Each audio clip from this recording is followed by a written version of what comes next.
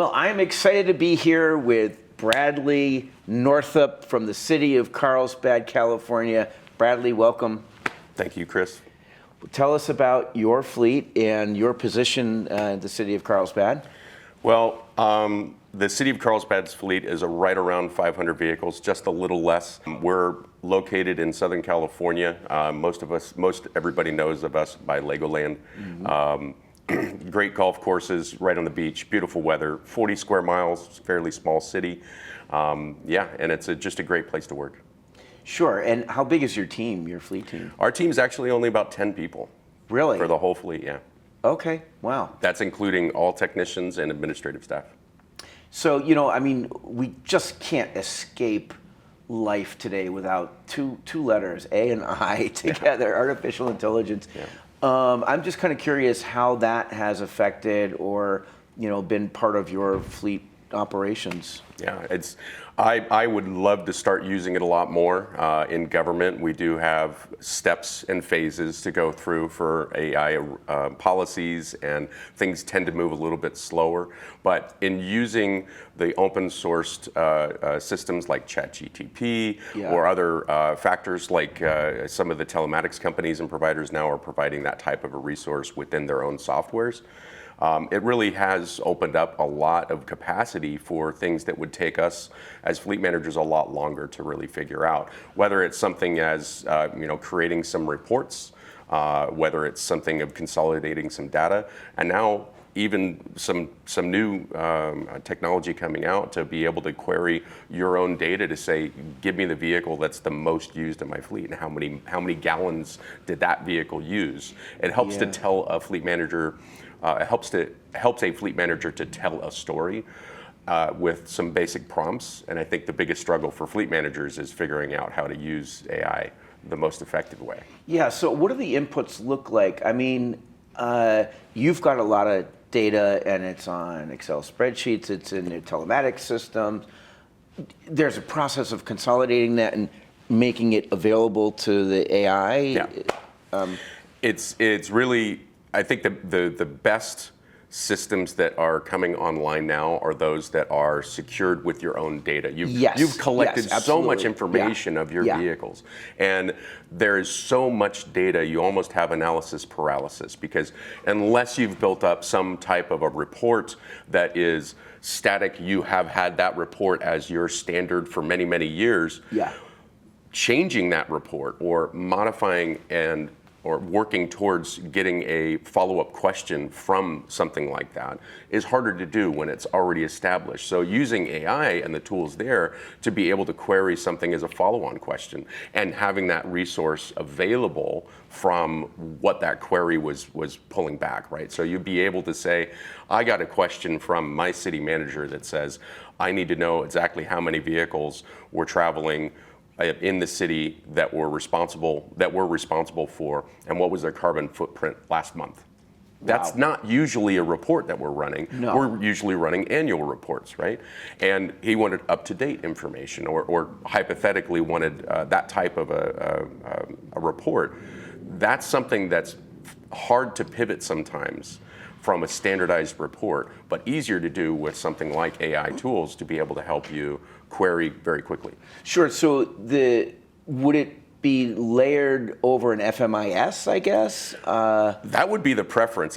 We haven't really seen it too much yet, where they're incorporating every FMIS piece, right? For fleet managers, we're seeing a little bit more of, there's technology softwares that are incorporating this, right? A lot of commercial softwares and a lot of telematics providers that are doing this, but not necessarily that we've seen yet in any of the FMIS systems. That's my hope, is we'll see that very shortly. Well, so then where is, if you've got a closed source, let's just say ChatGPT, and you want to satisfy that request, where is ChatGPT pulling the information from? Because it wouldn't be pulling from the World Wide Web, Right. Well, I mean, if you're an agency or you're a fleet that has built up their own database, They have their own right. database. They've already got all their Okay. own data. Yeah, Then yeah, that's the premier, right? You'd be able Yeah. to take all that information into your data lake and Yeah. source it with your own AI.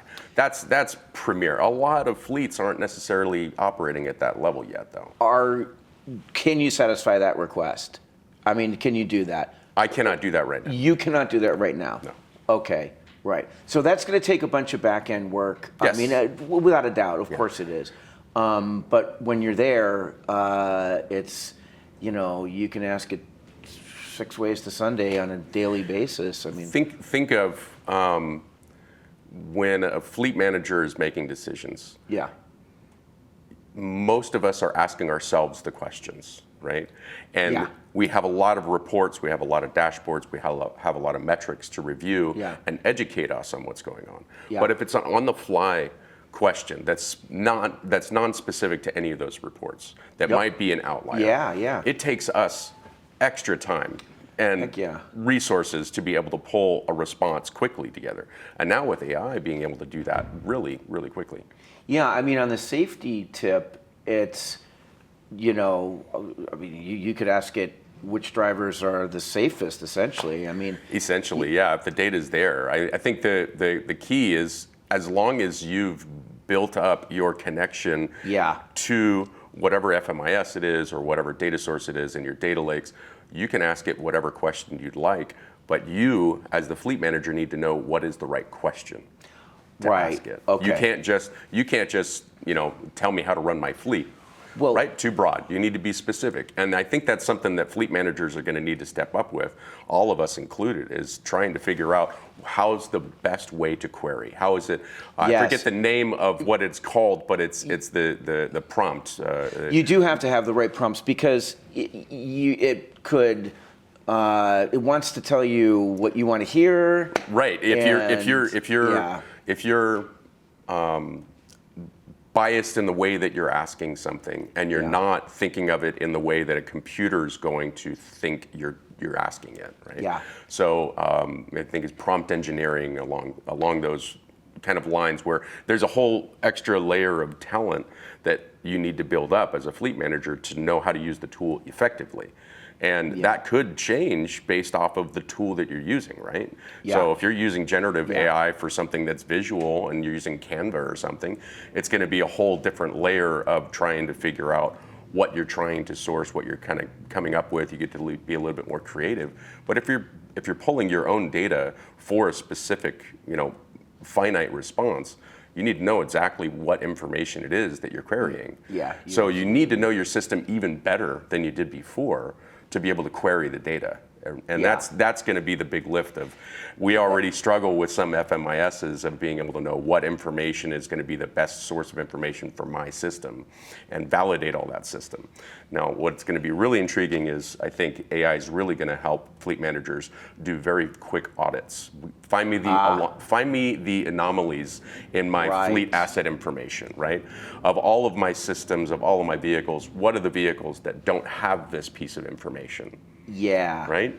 So, Well, don't have this information, like what piece of information? or it doesn't match its sister vehicles, right? So imagine fleet managers and admin staff are only human, and when we input vehicles into an FMIS, it's usually a manual process, and we're inputting that 17-digit VIN, Yeah. and it's very easy to switch a 1 for a 2, Yeah. or an A for a C, or it's in the wrong spot. Yep. Using AI, telling it these VINs by these manufacturers have to start with these letters because they do, or the engines themselves for the engine codes, those are the Yep. 8th digit, right? Find me the 8th digit that's the anomaly in all of these vehicles that is showing a different engine size or comparison. So you get to be able to really quickly review your data to say, hey, these engine VINs don't match up with my engine description. Let's fix that real quick. Or of these engine VINs, which one of these is still going to be active under warranty based Yeah. off of its current miles and the date that the warranty started? And that's a really fast query. Oh yeah, that is fascinating when we get there. Yeah. All right, last question. I really appreciate this AI drill down.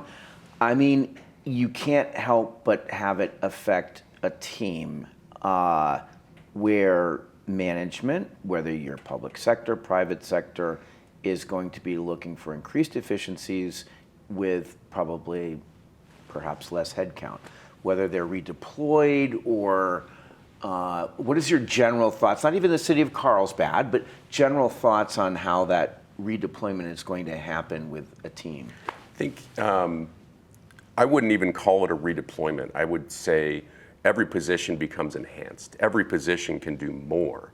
Every position can be able to respond faster to provide a higher level of customer service or a even higher rate of availability of vehicles, right? We pride ourselves in being able to have top tier responses and being able to fix and repair vehicles quickly. I think using tools like this in the future are going to enhance the ability for fleets to raise that bar, right? The standards of practices for technician productivity may change from our industry standards of closer from 70% all the way up to 80, 90% because we're able to get more done faster. We're able to retain more information. We're able to make sure that we're using the time for those technicians more effectively, more efficiently. Yeah. And so I think those types of positions that are going to be affected by this, they're only going to be affected as this is the new tool for your toolbox. And as a fleet manager, helping to make sure that all of the things that they need to do are aligned to make it much easier for the technicians themselves to do their jobs. And then all of the data on the back end, making sure that that's all cleaned up and better managed than most fleets really can focus on, right? You get to a capacity where some fleet managers cannot. We always feel like we're underwater. We always feel like there's we're underwater. We're juggling so many things. We have so many initiatives. I mean, just thinking on the fly with new regulatory challenges. Yeah. For fleet managers navigating those regulatory challenges, using AI to be able to very quickly and efficiently review that regulation. Yeah. One, what does this regulation mean in plain terms? Right, yes. In plain terms. Help me break this down out of the regulatory language. Yes. And what does it mean just in layman's terms? Yeah. Then help me describe how this is going to affect my fleet. Yeah. As a real world, right? And it's just going to help fleet managers really understand very quickly the impact of what's coming at them and what does it mean for them and how should they prepare. Well, just to follow up on that, I mean, hopefully there is a stasis where we consistently feel like we're underwater. With AI, it just might be the same consistent feeling like we're underwater, but doing more productivity. I don't know. Always underwater, but raising the bar. But right? raising the bar. Thank you. I like that. I like that. Yeah. Well, that's great. On that note, Bradley, thank you so much for joining us today. Appreciate it. Thank you so much.